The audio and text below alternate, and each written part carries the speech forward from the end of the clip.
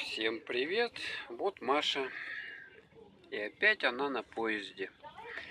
Который раз уже? Четвертый. Или третий. А вот пейзаж. Это у нас Красноярский край. Проезжаем мы. Мы вот сейчас сели на поезд. Едем 42 минуты. Решили маленько перекусить, да? Маша, что ты себе приготовила? Капучино. Капучино? Капучино вот она пьет. Вкусный? А что так щуришься-то? Как будто не вкус. Горячий? А, вкусненький. Ну вот он такой вот капучино. Какой тут номер? Капучино. Подожди, сейчас. И у нас тут, короче, немножко еды есть. Вот покажу вам. Это у нас еще с прошлого поезда. Вот пряники такие. Вы же любите смотреть распаковочки. Огурчики, но это домашние стачки. Да, вот. О, красавица. Давай, давай, хрусти. И что вы еще думаете?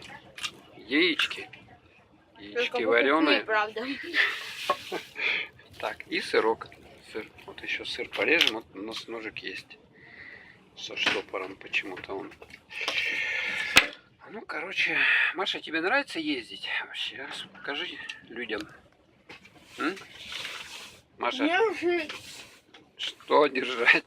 Куда ты полезла? Что-то молчит она. Куда-то туда. Она, наверное, хочет в туалет сбегать. Ну вот, таким образом мы едем. Вот вам немножечко пейзажа за окном. Короче, мы едем всю ночь. Сейчас у нас 8 часов. И мы приедем в 6 утра примерно в город Красноярск.